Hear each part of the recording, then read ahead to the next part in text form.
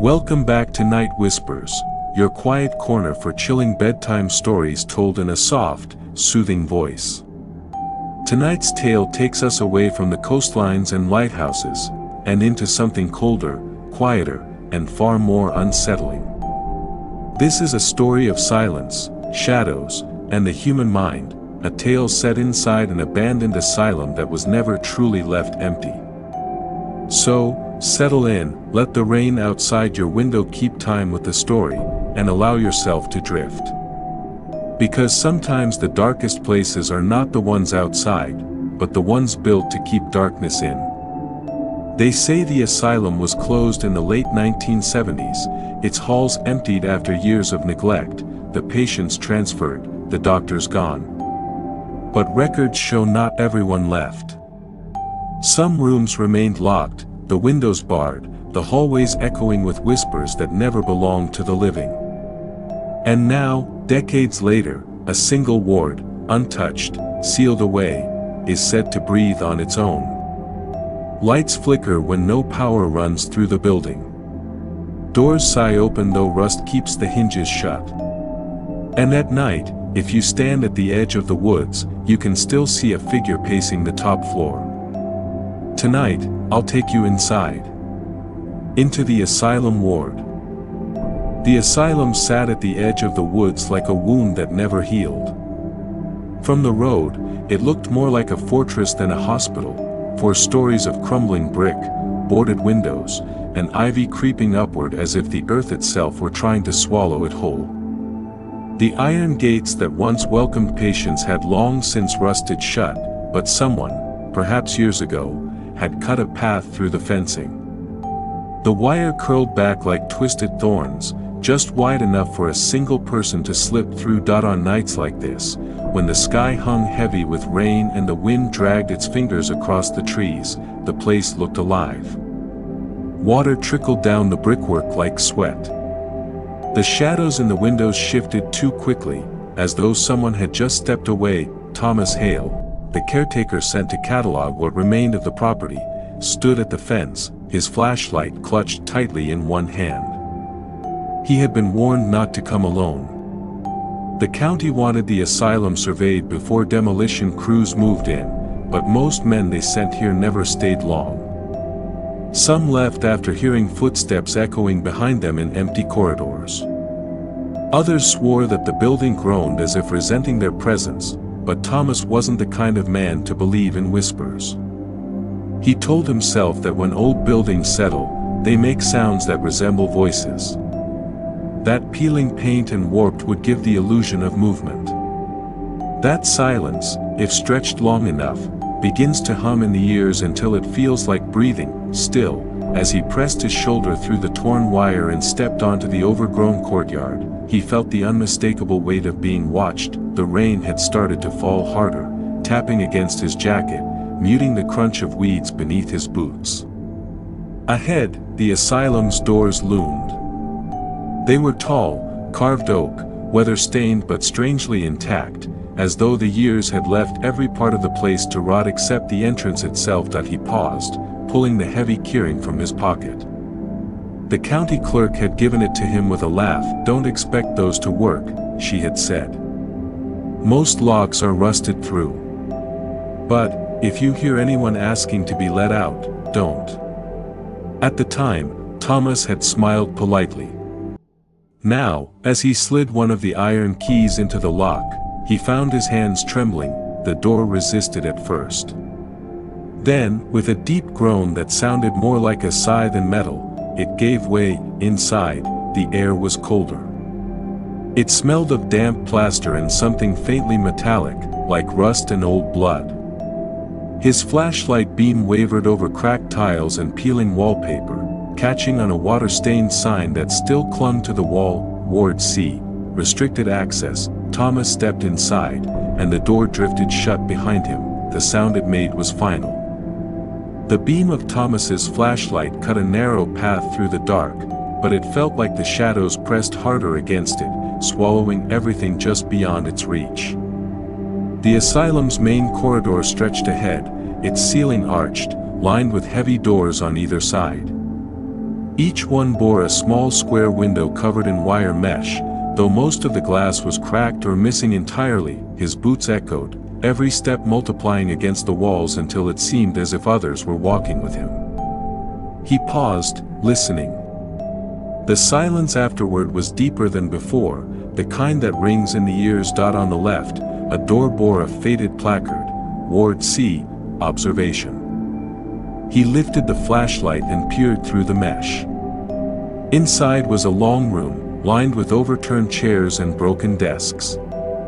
Mold bloomed across the ceiling, dripping in slow, viscous trails down the wall. The glass from shattered bulbs littered the floor like frost. It was what he heard next that made his throat tighten. A faint shuffle, not the creak of settling wood. Not the drip of water.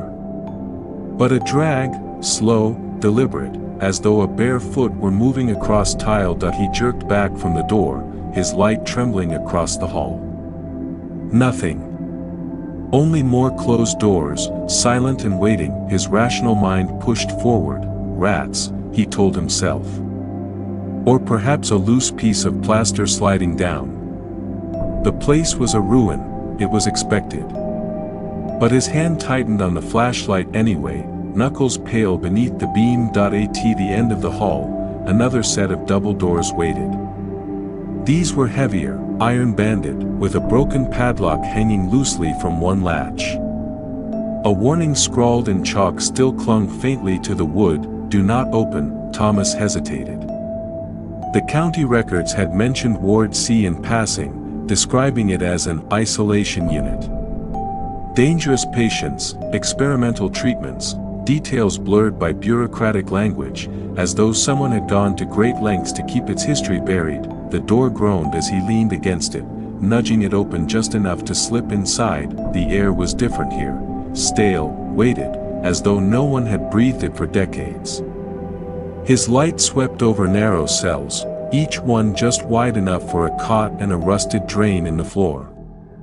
The walls were etched with scratches, some shallow, some gouged so deeply that the brick beneath was exposed. He lingered at the first cell.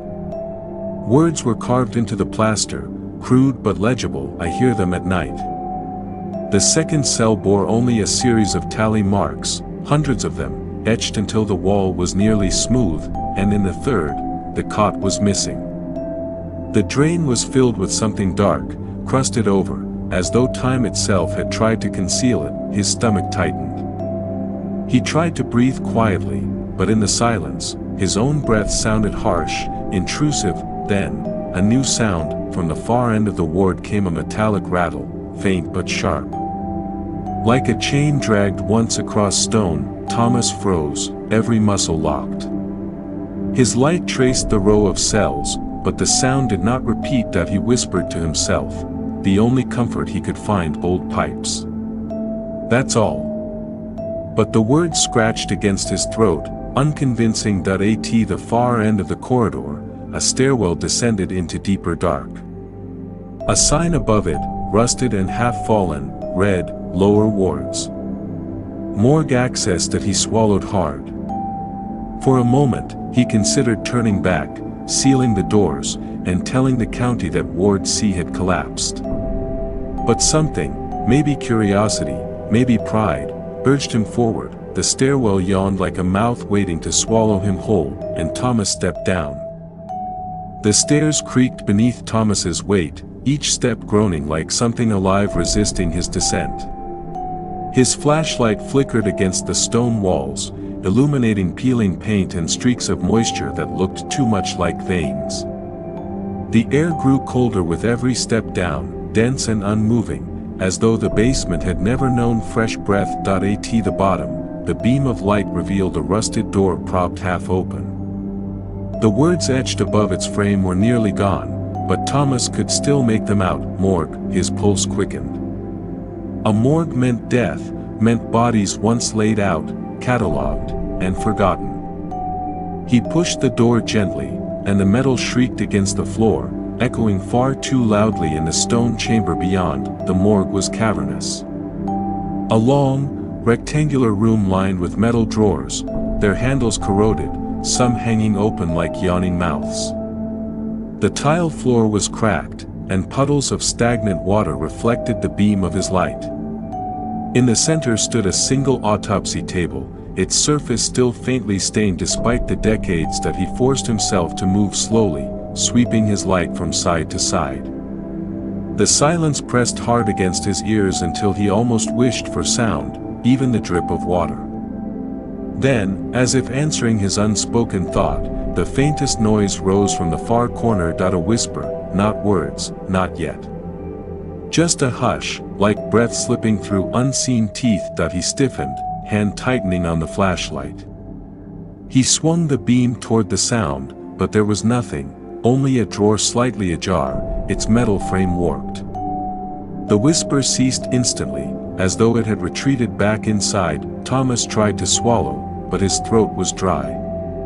"It's the wind," he muttered, though he knew the truth. There was no wind down here. He moved closer to the central table, noticing faint carvings etched into its steel edge. His fingers brushed across the marks, feeling the rough grooves. Letters, carved with desperation, "Still here." The words shivered through him. He stepped back, nearly stumbling into one of the open drawers. His flashlight wavered, catching glimpses of rusted scalpels scattered across the floor, as though abandoned in haste. The silence deepened again, and then, a sound that was not silence at all, soft, deliberate, and unmistakable, footsteps, not behind him. Not above him. But from within the walls themselves. Slow. Patient. As though something were pacing just out of sight, circling the room. Thomas's breath caught. He wanted to leave, but his legs refused to obey. He shone the light wildly, each sweep confirming the room was empty, and yet the steps continued, faint but steady, dragging softly across unseen ground. Then, all at once, the sound stopped. The morgue lay still again, but the air carried a new weight, thick and oppressive, as though unseen eyes lingered on him. He forced himself toward the stairwell, each step feeling heavier than the last. His light shook, catching the wall near the door. That's when he saw it. A handprint, smeared into the dust and grime, large, elongated, fingers too long to be human. And it was fresh. Thomas's chest tightened. Whatever had left it was not a memory of this place. It was here. Now, behind him, one of the drawers slammed shut with a metallic bang. He ran. Thomas burst out of the morgue, the slam of the drawer still echoing in his ears. His breath came in shallow bursts, fogging in the cold as though the air itself wanted to keep him marked. He steadied his flashlight, its trembling beam cutting across the stairwell. The way up looked endless, swallowed in shadow. But the path downward, further into the asylum's guts, yawned open like a throat. He hesitated.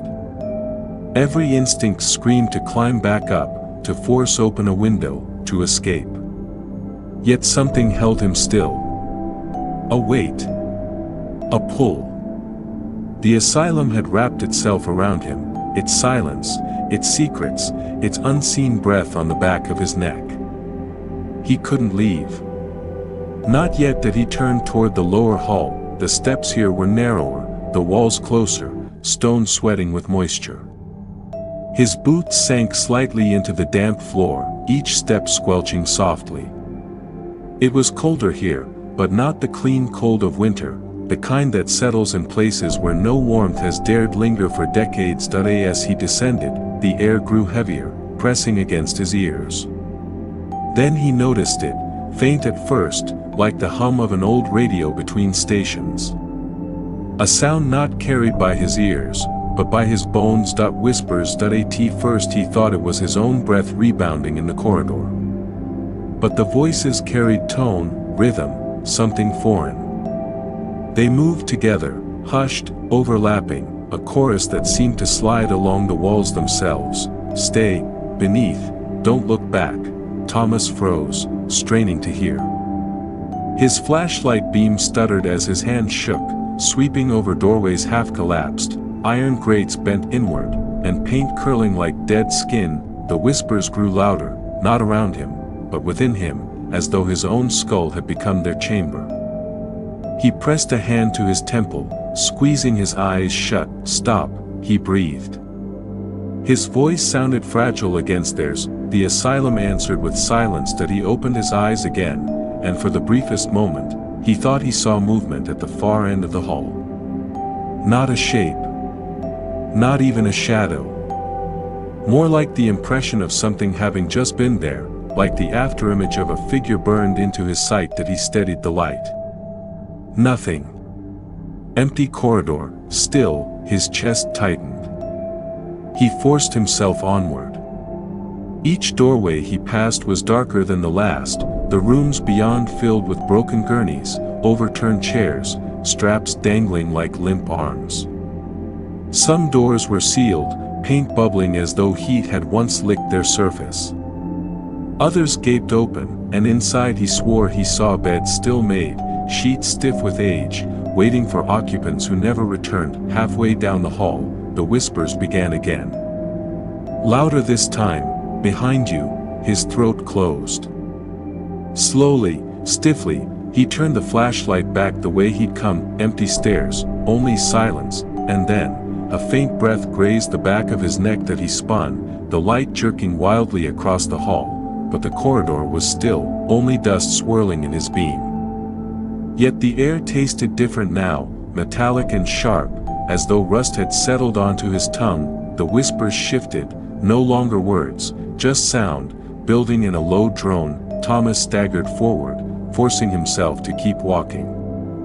The air grew thicker, pressing into his lungs, making each breath a labor. His light flickered, dimmed, then steadied again. When it returned, the hall had changed. The doors behind him were gone. The corridor stretched endlessly forward, no branches, no exits, just the long, suffocating path, and at the far end, impossibly far, he thought he saw a single light. A faint glow, pale and steady, like a candle burning in the belly of the asylum. The whispers faded. Silence pressed in once more. Thomas stared at that distant light, his heart hammering, knowing two truths at once, that he needed to reach it, and that whatever waited there was already aware of him.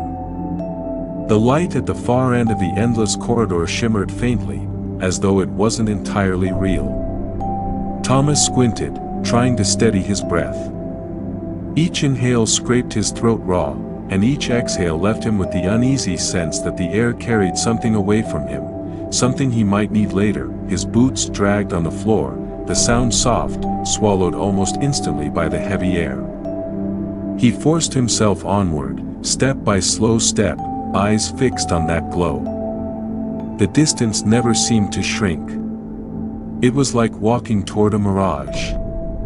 The more he moved, the farther it seemed to retreat, and then, without noticing when, he was standing before it. The glow leaked from a narrow gap in a doorframe. The wood was swollen with moisture, its paint bubbled and flaking like burned skin. A tarnished brass plate clung crookedly to the door, Ward C. The C had been scratched deep, over and over, as if something trapped inside had clawed at it with patient, endless desperation. Thomas swallowed. His mouth was dry, his tongue a stone. Slowly, he pushed the door open. The hinges groaned low and long, like some animal exhaling after years of silence. Inside, the glow filled the room. Not a candle. Not a bulb. It came from the walls themselves, faint, bluish, like phosphorescent moss spreading across peeling paint. The air shimmered faintly, and for a moment, Thomas thought he had stepped underwater. Beds lined the walls, their frames rusted, their mattresses rotted into vague lumps. Some were still strapped with leather restraints. Others sagged inward, as if something heavy had once pressed down and refused to rise again, and then he saw them. Figures. At first, he thought they were just shadows, cast by the strange glow. But the longer he looked, the more they defined themselves. Thin, translucent forms sat on the beds, heads bowed, arms slack. Patients. Dozens of them. Their outlines were smeared, indistinct, like breath fogging glass, but there was no mistaking the shapes of their bodies. The whispers returned. Not around him now, not even within his skull. They came directly from the figures. "Don't leave, we stayed when no one came back." Thomas's breath caught. He stepped backward, the heel of his boot catching on the cracked tile. His flashlight sputtered, flickered, then dimmed, until only the room's sickly glow remained. The figures began to shift. Slowly. Their heads rising. Their faces, if they could be called faces, turned toward him. Empty sockets where eyes should have been glimmered faintly with the same pale light that pulsed through the walls. One figure near the closest bed lifted a hand. Its movement was jerky, brittle, as though joints had long since stiffened. The hand reached outward, fingers trembling, as if begging or beckoning. "Stay," it whispered, louder than the others. The words seemed to press into Thomas's chest, sinking deeper than sound should ever reach. He shook his head, stepping back again. "No," his own voice cracked, a child's protest. "I'm not supposed to." The floor groaned beneath him. The glow surged brighter. And in that brightness, he saw it, chains. Rusted lengths snaked across the floor, wrapped around bed frames, coiled into corners like sleeping serpents. They weren't attached to anything living now. But they had been once. The figures moved again, not rising from their beds, but leaning, stretching, reaching toward him with hands too thin, too long. Thomas's flashlight died, only the pale light remained, and in its steady glow, the room seemed to lean in closer around him. The walls bent, the ceiling sagged, as though the ward itself wanted to fold shut and keep him inside. He stumbled back into the hall, heart hammering, breath ragged. The door resisted as he pulled, wood swollen and heavy, but he wrenched it closed at last. The whispers muffled, though they did not vanish. They lingered behind the door, patient, endless. Thomas leaned against the wall, pressing a hand to his chest. He knew now, he hadn't been alone since the moment he stepped into this place, and something told him that the asylum wasn't just showing him its past. It was waiting to decide whether he belonged to its future. The hall stretched ahead, darker than before. Thomas's flashlight was dead, its weight in his hand now useless, but the pale glow from behind the ward door still clung faintly to his clothes, like dust that refused to shake off. He didn't trust the shadows, not anymore, yet something tugged him onward. Not curiosity. Not even fear. It was a pull, subtle but insistent, like the asylum itself wanted him to see what lay ahead. The corridor bent sharply, opening into a wider chamber. At first, it looked like another ward, but the air here was heavier, damp with a moldy paper smell. A brass plaque on the far wall leaned crooked, records and archives. Thomas hesitated. He'd seen what the asylum kept in its wards. What would it keep in its books? The door was half open, the wood warped, its hinges streaked with orange rust. He pushed through, and the stale, suffocating air hit him full in the face. The room was lined with towering shelves, most of them collapsed or rotting, spilling their contents across the floor.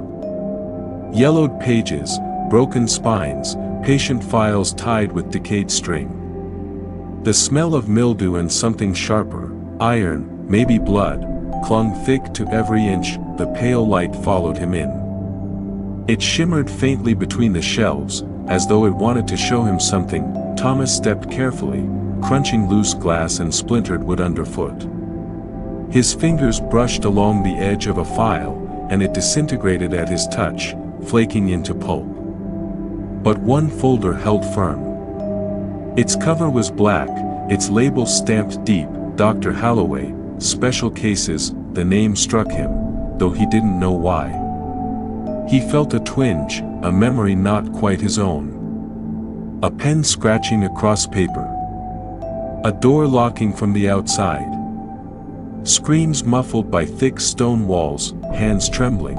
He opened the file, inside were photographs. Patients strapped to beds.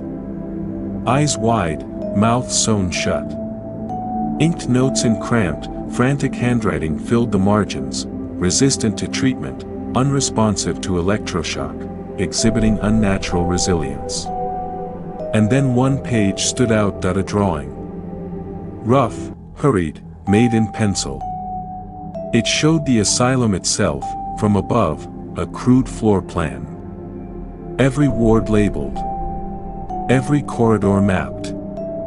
At the very center, circled over and over until the paper nearly tore, were two words, lower levels. Thomas's breath hitched. He flipped the page. Another note scrawled below in red ink, the voices converge beneath. Do not enter without restraint. A sound stirred behind him, paper fluttered though there was no draft. A stack of folders spilled from a collapsed shelf as though shoved by unseen hands. The air thickened, pressing against him, pushing him back from the file, but he held on to it. Clutched it tight, because he understood now, this asylum had not been abandoned. Not truly. What had been started here hadn't ended, it had only sunk deeper, hidden in those lower levels. The pale light pulsed once, faint but urgent. It seemed almost to guide his gaze to a half-hidden stairwell at the back of the room, its iron gate half-rusted open. Beyond it, nothing but darkness, thicker than anything he had yet faced. The whispers rose again. Louder now, overlapping, pressing against his skull until he thought it would split. Stay away, don't follow, you'll never come back up. And among them, one whisper stood out, clear, deliberate, spoken not to scare him away but to draw him down. We are waiting. Thomas clutched the file tighter, his knuckles white, the paper trembling in his grip. His body wanted to turn and flee, but his legs betrayed him. Step by step, he found himself moving toward the stairwell, toward the dark that swallowed all light. The asylum had shown him its ghosts, now it was ready to show him its heart. The stairwell yawned before Thomas like the throat of some vast creature, swallowing light, swallowing sound. He stood at the top for a long moment, hand resting on the rusted gate. The air that drifted up from below was different, colder, denser, and carrying the faint, sour tang of earth long undisturbed. He wanted to believe he could turn back. That the whispering voices were warnings, not invitations. But the file in his hand felt alive, vibrating faintly with every heartbeat. The words lower level stared back at him in jagged pencil strokes, pulling him forward, step by step. He descended, the first few stairs groaned under his weight, and flakes of rust stuck to his palm from the railing. Each step seemed to stretch longer than the last. By the fifth, the voices had returned, no longer scattered, but unified. A chorus, low and rhythmic, almost like a chant. He couldn't tell if it came from below or from inside his skull. The deeper he went, the more the asylum above seemed to dissolve. The drip of water echoed faintly, though there was no water. The walls were stone here, rough-hewn, older than the rest of the building. This was no basement built for storage. This was something buried first, and the asylum had been raised over it like a lid on AJAR.AT. The landing, his breath misted. The cold bit deep now, deeper than winter air. His flashlight had been dead for hours, but a thin glow radiated faintly from the walls themselves, a phosphorescent shimmer that came and went like breath. It illuminated jagged symbols carved into the stone, repeating patterns of circles and slashes, endless rows of marks that seemed less like language and more like tally marks. That he touched one. It was fresh. The stone flaked under his finger. Someone had been here recently. The stairs opened into a long corridor. Narrow. Low ceiling. Dampness clung to the stones, beating into rivulets that ran down into cracks. And at the far end, a door. Metal. Reinforced. A single, square window cut into it, blacker than the hall around it. The file in his hands grew heavier. He flipped it open again. One of the photographs he hadn't seen before slid free, a patient's face blurred, smeared in the photo like it had moved while the picture was taken.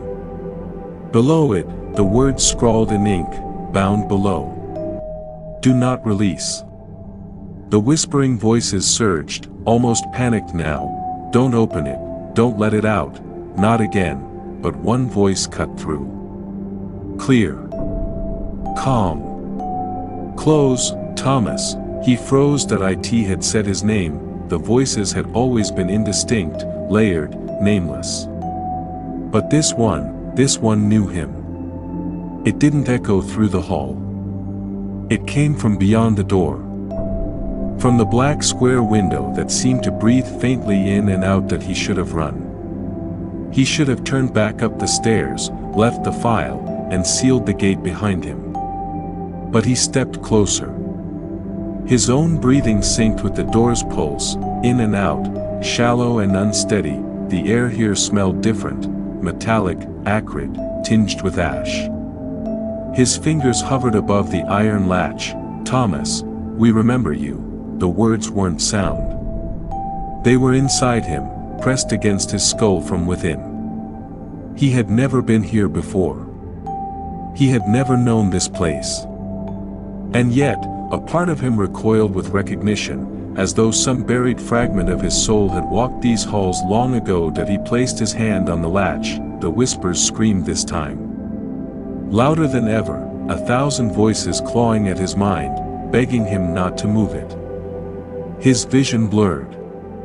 His ears rang. His knees buckled under the weight of their fury, but through it all, the calm voice persisted. "Just open it, and see."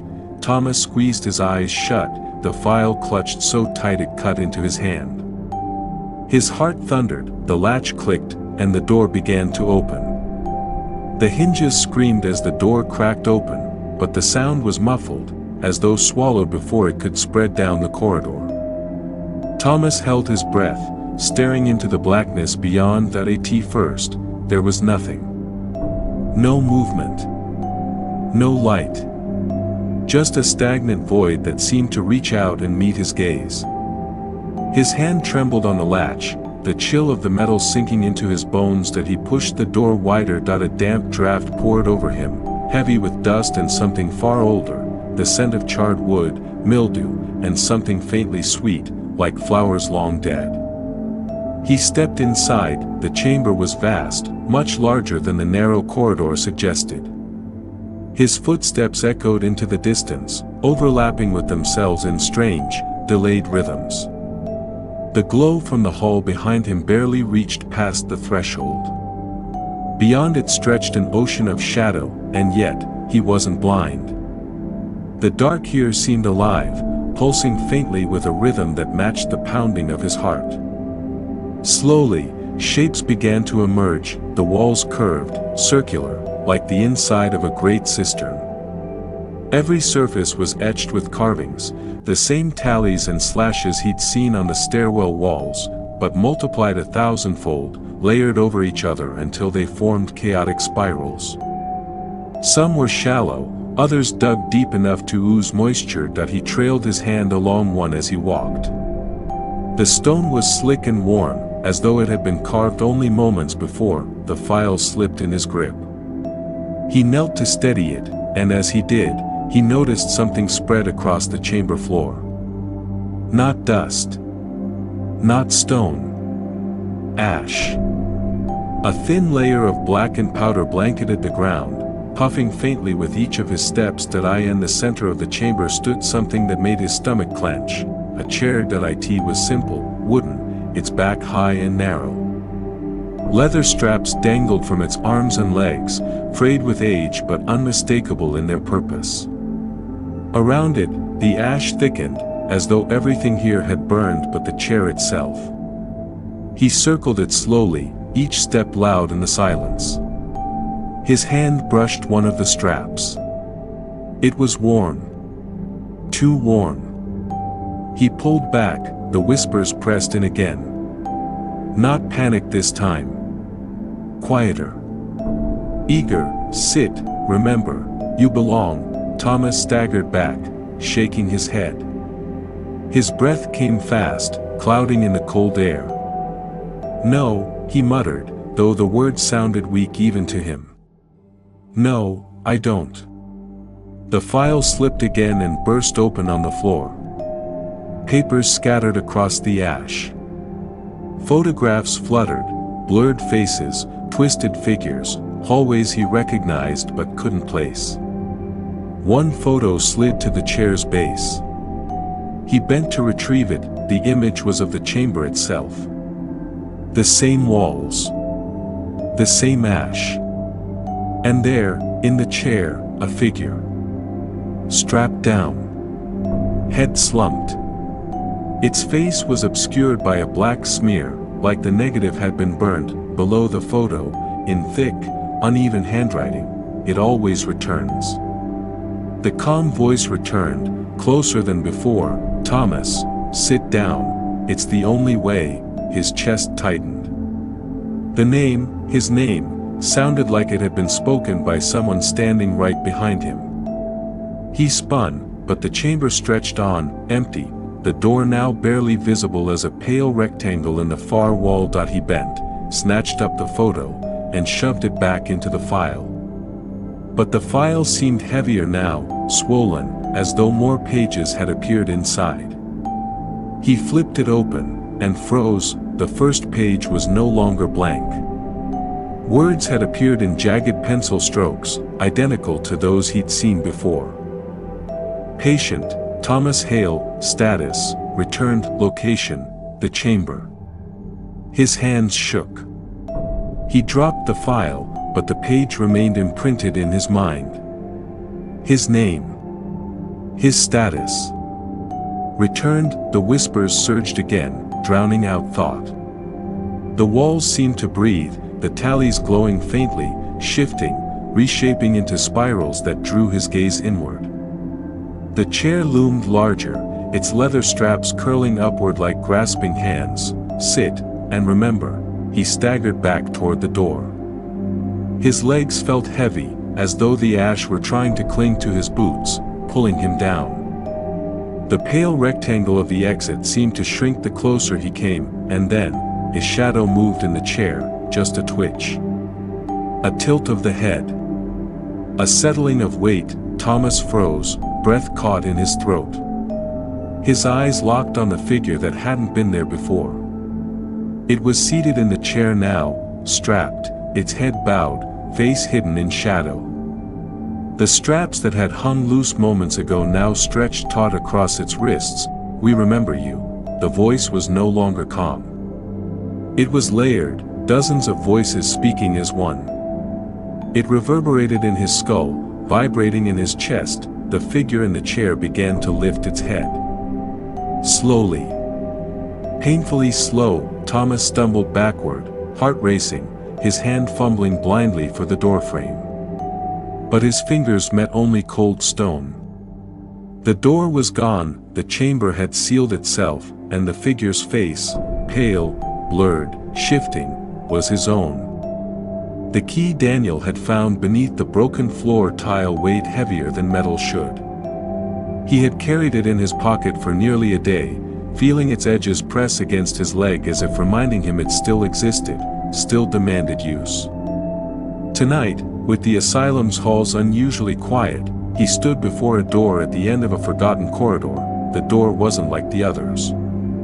Most were swollen with rot or warped by years of damp, but this one was different, iron, riveted, sealed as though meant to keep something in rather than keep visitors out. Above it, a painted sign in flaking black letters, archives. That he slid the key into the lock. It resisted at first, as though something inside hadn't been turned in decades. Then, with a sound like a cough from the earth itself, the mechanism gave way, the stairwell beyond descended into darkness. Daniel clicked on his flashlight, its narrow beam cutting through dust that floated like ash in the stale air. Each step downward groaned beneath his weight, the sound swallowed by the thick silence. The basement smelled of rust, mold, and something else, a sweetness, faint but wrong, like flowers left too long in stagnant water. At the bottom, the beam of light revealed a vast storage chamber. Rusted filing cabinets leaned like broken teeth. Boxes sagged on shelves, their labels smeared into illegibility.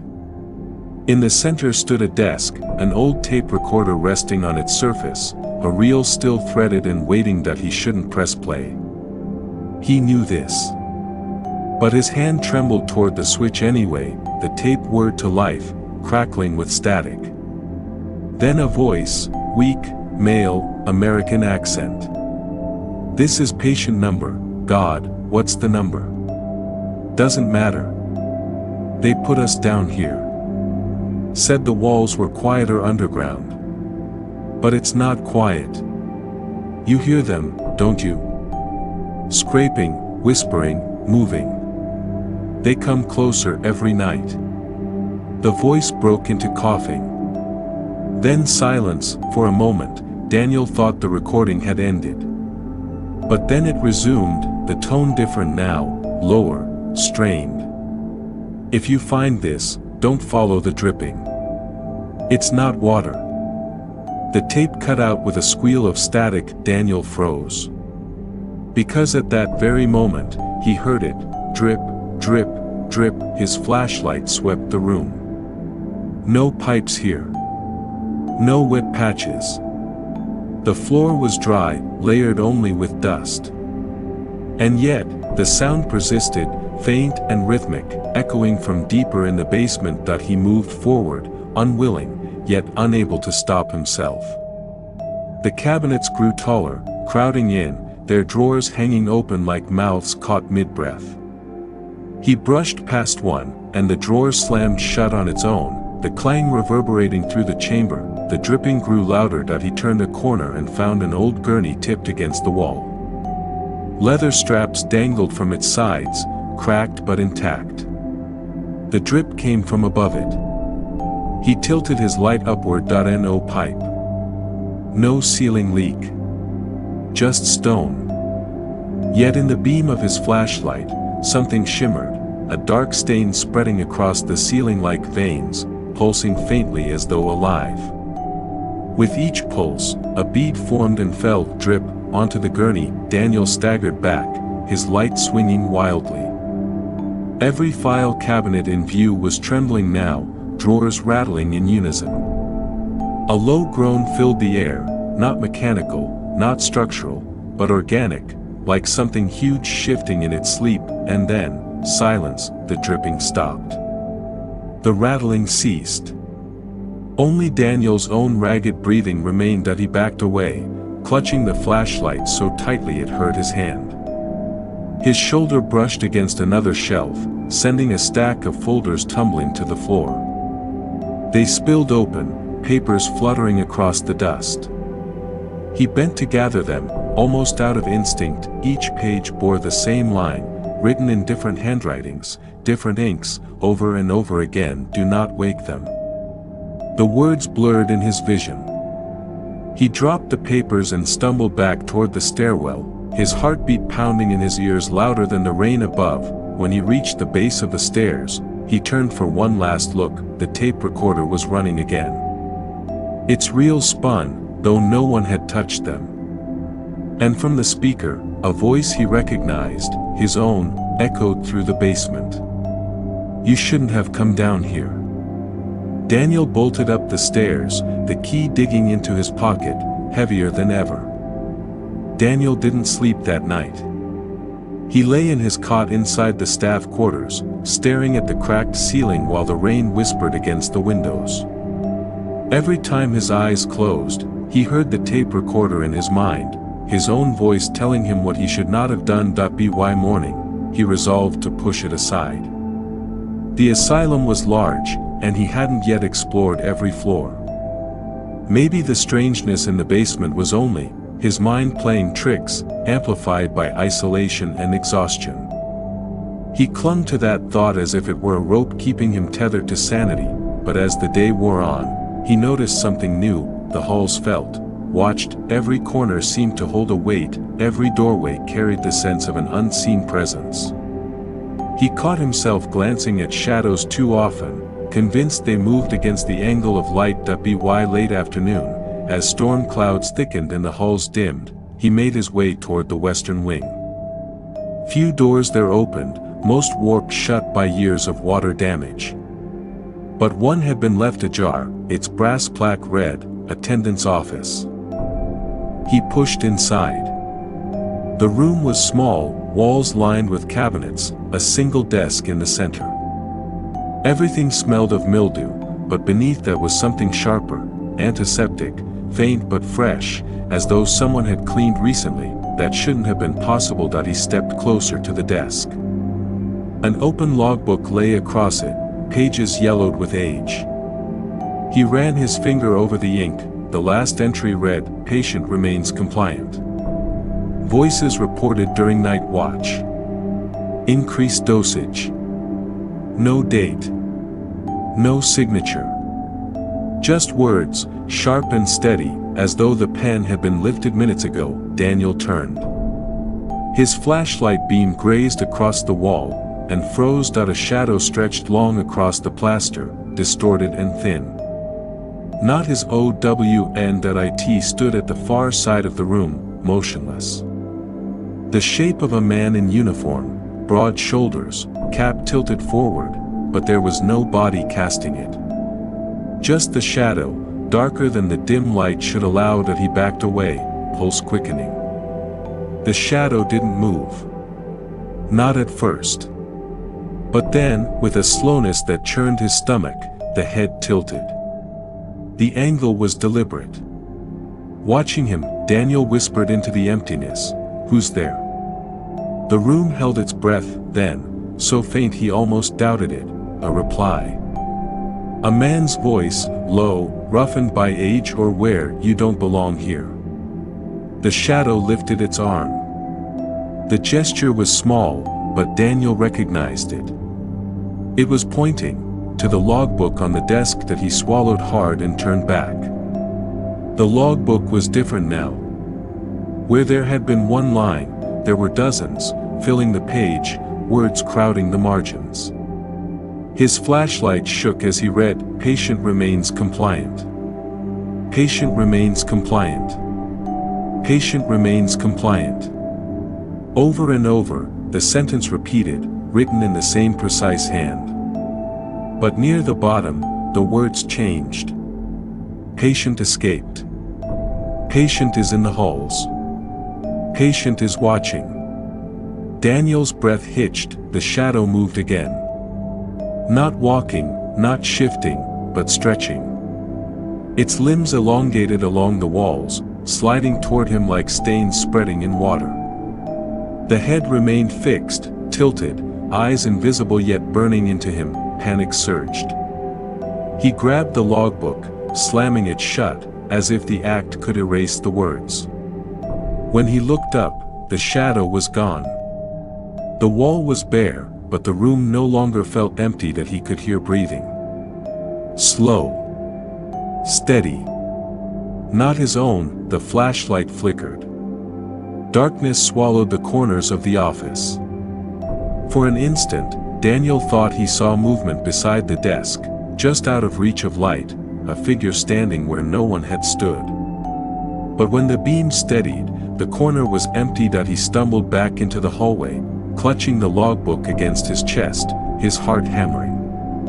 The corridor outside was dim, rain leaking through broken windows, wind sighing through cracks, but he wasn't alone. As he turned toward the main hall, the shadows along the walls seemed thicker, clustering, leaning toward him. Each step he took, they followed, stretching, lengthening, always at the edge of vision. When he finally reached his quarters, he slammed the door, locking it, shoving a chair against the handle like a child afraid of monsters. He sat on the cot, the logbook trembling in his hands. The cover was blank. No title, no markings. But when he opened it again, the first page bore a line scrawled in ink so dark it seemed wet. "You belong to the ward now." Daniel dropped the book. His lamp flickered once, twice, then steadied, but the chair pressed against the door shifted, just slightly, as though something on the other side had pushed. The storm returned with fury that night. Rain lashed against the asylum's tall windows, thunder rolled so close it rattled the bed frame beneath Daniel, and the entire building seemed to groan under the weight of wind that he hadn't dared to sleep. The logbook lay shut on the desk across from his cot, but even closed, it felt alive. He could almost hear it breathing in the dark, whispering with every clap of thunder. At last, he rose, driven less by bravery than by desperation. The western wing had shown him the shadow. The basement had given him whispers. But the asylum was vast, and some part of him thought, if I see enough of it, maybe I'll understand it. Maybe then it will let me go. So he lit his lantern and made his way toward the upper floors. The stairwell moaned under his weight, each step slick with damp.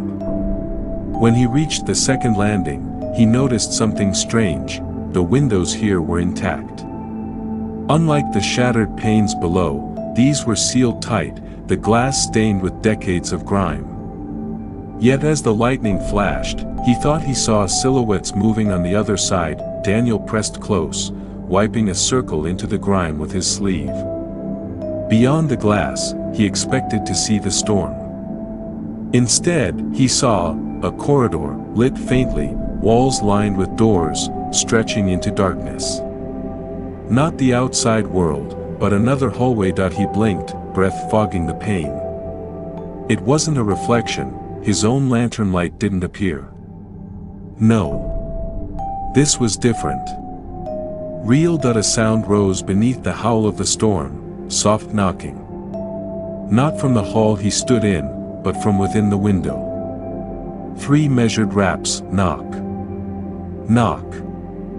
Knock. The figures in the glass grew sharper now, though the grime resisted his gaze. Shapes of patients in old gowns, their faces pale, their eyes hollow. They walked slowly, endlessly, down the mirrored corridor. Some turned their heads toward him, their lips moved, but he could hear nothing. Then another flash of lightning, and the glass cracked. A long fissure spread across the pane like a wound. Cold air seeped through, though the hallway beyond remained untouched by storm. Daniel staggered back. His lantern shook, flame flickering. That was when he saw the reflection, not in the window, but behind him. In the glass corridor, among the endless patients, one stood apart. A tall man in an attendant's uniform, cap low, shoulders squared. His shadow stretched unnaturally long, bleeding into the floor, the same presence from the office. The attendant, the figure raised its hand, slow, deliberate, and pressed it to the inside of the glass. The pane quivered beneath the weight. Daniel's instinct screamed. He dropped the lantern. Flame hissed against wet stone, plunging the stairwell into darkness, but in the dark, the knocking grew louder. Not 3 raps now, but a steady pounding, hands, fists, palms, slamming against the glass from the other side, dozens of them. The patients in the mirrored corridor pressed forward, faces flattening against the pane, mouths opening in silent screams. The crack widened, splintering outward, the glass straining against their weight. Daniel stumbled backward down the steps, tripping, scraping his hands raw. Then, silence. The pounding stopped.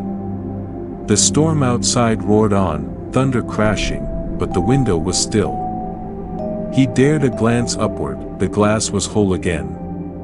No crack. No figures. Just grime and rain, but his heart knew what he'd seen. He didn't run. Running felt dangerous, as though it would wake something that only pretended to sleep.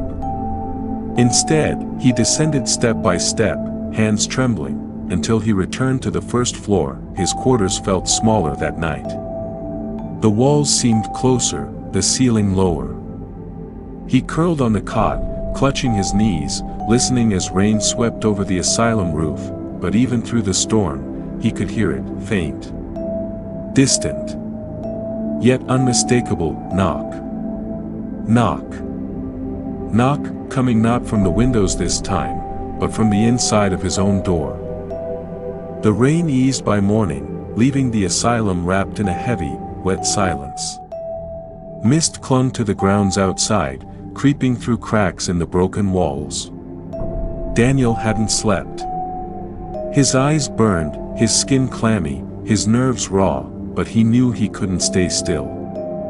The knocking on his door had stopped just before dawn, but the echo of it lived in his bones. He needed to move, to distract himself, to see. That was how he found himself standing before the infirmary. The door was half open, hanging crooked on its hinges. Dust coated the floor inside, except for a narrow trail, footprints, recent, leading inward. Daniel crouched. The prints were small, too small for a man. A woman, maybe.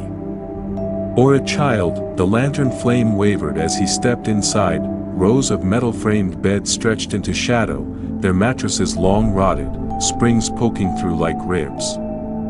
White curtains hung between them, stained yellow with age, fluttering slightly though no wind stirred.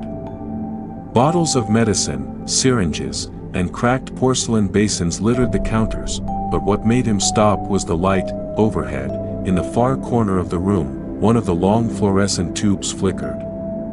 Pale blue, buzzing faintly. Impossible. There was no electricity here. He hadn't seen a working bulb in the entire asylum, and yet, there it was that he moved closer, footsteps echoing unnaturally loud against the tile. The closer he came, the stronger the buzzing grew, almost like a swarm of bees trapped inside the glass. As he reached the lit bed, he froze. The curtain was drawn, shadowed. And against it was the clear outline of someone sitting upright. A patient, thin shoulders hunched forward, head bent, arms resting in their lap. Perfectly still, except for a faint rise and fall, breathing. Daniel's throat went dry. Hello. His voice cracked in the stale air. The shadow didn't move. He reached out, fingers brushing the edge of the curtain. His hand shook so badly the hooks rattled against the frame. Then, with one sharp pull, he drew it back. The bed was empty. No patient. No body, but the mattress was indented, as though someone had just been sitting there moments before. The sheets were still creased, still warm. The buzzing above him grew louder.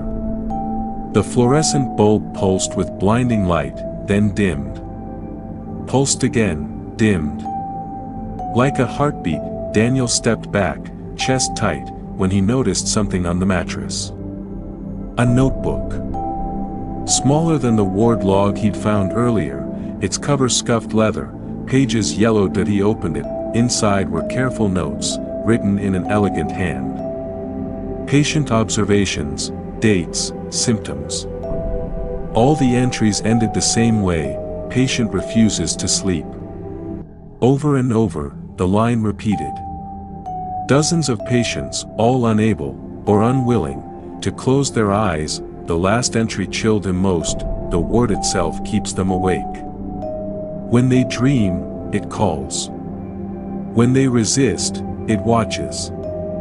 I can hear the attendant pacing outside my office, though I've locked the door. Daniel snapped the notebook shut.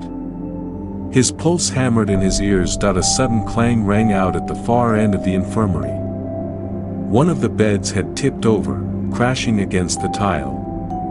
Curtains swayed violently now, though no wind moved, and in that chaos, the light overhead steadied. The buzzing stopped. Daniel turned toward it just as the bulb went out, plunging the infirmary into absolute darkness. A breath brushed against his ear, not his. A voice, whispering low, deliberate, as though a doctor giving orders, stay awake. The infirmary's darkness clung to him like a second skin. Daniel didn't wait to see if the whisper would return. He bolted, lantern swinging wildly, the flame guttering with each desperate stride. The stairwell welcomed him only with its stale air and damp walls, but his mind replayed what he'd seen: the shadow on the curtain, the indented sheets, the notebook's final line. When they dream, it calls. Something inside the asylum did not want its patients to sleep. Or perhaps, it didn't want them to wake. The staircase leading down to the basement spiraled tighter than he expected, each step groaning under his weight. The further he went, the colder it grew. His breath fogged the air, drifting upward like pale smoke. The lantern flame flickered in warning as he reached the bottom. Before him stretched a heavy steel door, its surface rusted, flaking, streaked with something darker. Above it, stenciled letters barely legible read, "Archives." Daniel set his hand to the wheel latch. It resisted, stiff with age, until it gave way with a shriek that echoed up the stairwell like a dying animal. The smell hit him first. Paper rotted in dampness, ink turned metallic, mildew baked into the air. He gagged, pressing the crook of his arm against his nose. Still, he pressed forward. Rows of shelves loomed on either side, taller than a man, stretching endlessly into gloom. Some sagged under the weight of collapsing boxes. Others had fallen entirely, their contents spilled across the floor like bones from a grave that he picked his way through, boots crunching over broken folders and warped photographs. His lantern illuminated fragments, black and white portraits of patients staring blankly into the camera, medical charts marked with red stamps, staff rosters with names neatly crossed out. The deeper he went, the heavier the silence grew. Not just quiet, oppressive silence, as though the air itself absorbed every sound. Even his breathing seemed muffled, wrong, and then he saw at the far end of the aisle stood a table. On it lay a massive, leather-bound ledger. Unlike everything else, it looked untouched by decay, its surface clean, corners sharp, the clasp gleaming as though recently polished. Daniel approached slowly, dread gnawing his stomach. He set the lantern beside it, hands trembling as he unfastened the clasp. The book fell open with surprising ease. Every page was filled with names, patient names, each accompanied by a date of admittance, a diagnosis, a treatment plan. Then, a final column, outcome, some read transferred. Others, deceased, but many more bore the same single word, written in bold, identical script, awake. Daniel's throat closed. He flipped through faster, searching, scanning. Every 10th page or so, the ink shifted, scrawled handwriting instead of neat records. Notes that bled desperation. They beg for rest, but the ward denies it. The attendant circles when the lights go out. One by one, the patients vanish into the basement. Daniel's fingers froze on a final entry, written in jagged lines, "If you find this, you are already in the records. Do not sleep. The ward will write your name next." The lantern flame sputtered that he looked down at the page again. At the very bottom, beneath the last patient entry, a fresh line had appeared, his name, Daniel Hale, status, awake. The lantern went out, from the blackness rose the sound of papers shifting, thousands of pages fluttering in unison, as though stirred by an unseen hand. Then came the scraping of the steel door closing behind him, locking him in, and finally, the sound low and deliberate, moving between the shelves, footsteps. The storm had grown heavier outside, but Daniel barely noticed anymore. The walls of the ward seemed to breathe with him, each inhale carrying the damp musk of mildew and dust, each exhale echoing through the corridor like the sigh of something alive. He moved slowly, flashlight in hand, the beam trembling as though afraid to illuminate what waited ahead. Every door he passed, old patient rooms, sealed shut with rusted locks, seemed to lean forward, listening. Behind one, he thought he heard a cough. Behind another, the scraping of a chair dragged slowly across the floor. He paused, but the noises died when he stopped. The ward wanted him moving. The deeper he went, the more the signs grew impossible to ignore. A wheelchair rolled gently out of a doorway and stopped in the middle of the hall. The beam of his flashlight caught the old leather seat, cracked and worn, as if it had been waiting for him all this time.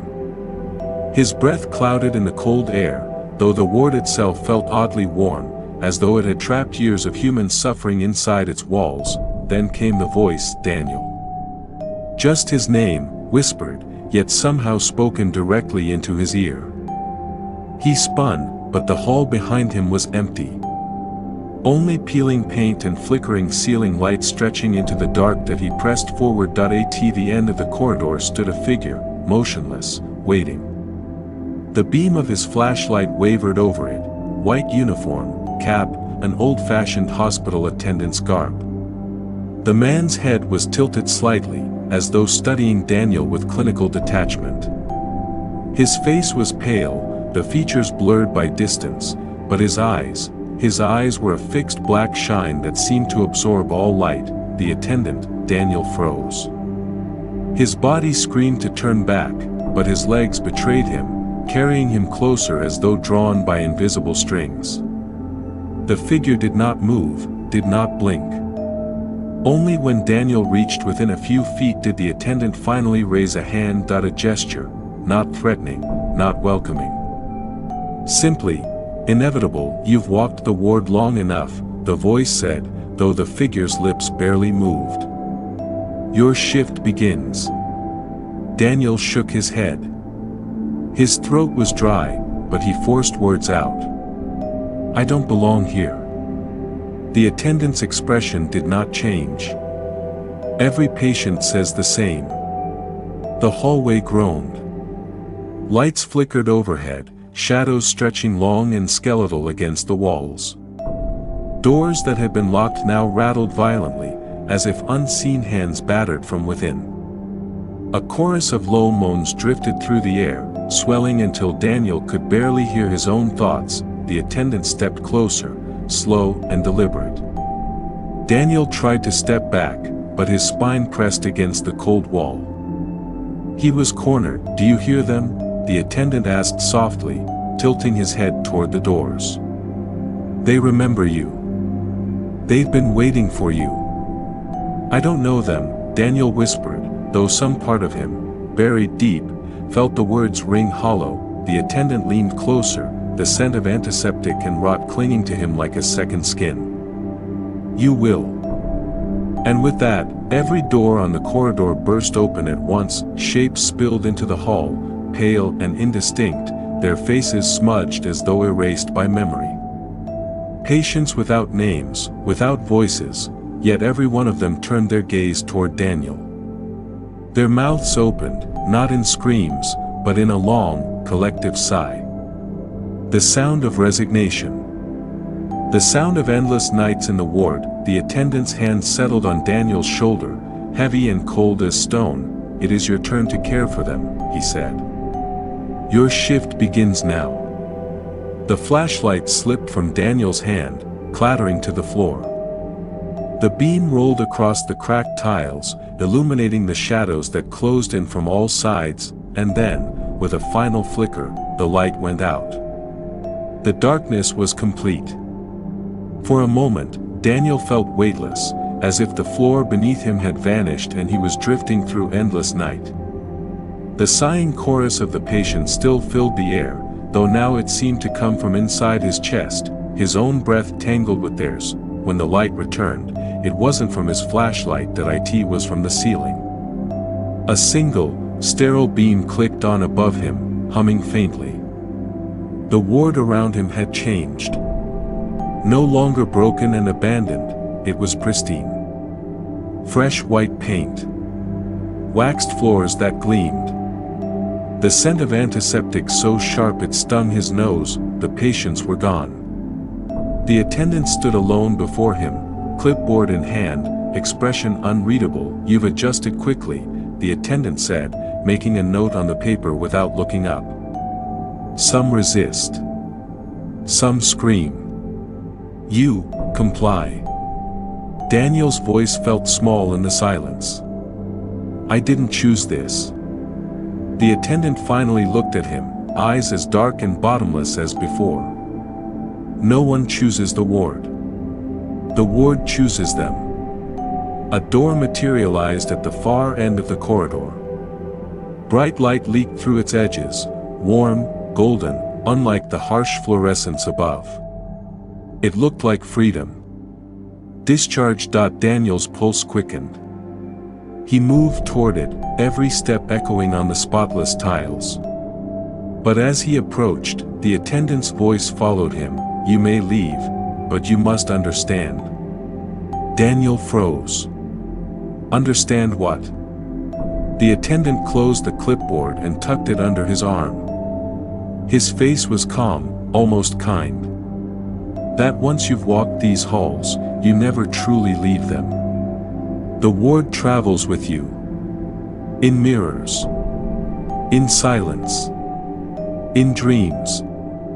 The golden light from the door pulsed, brighter, beckoning him.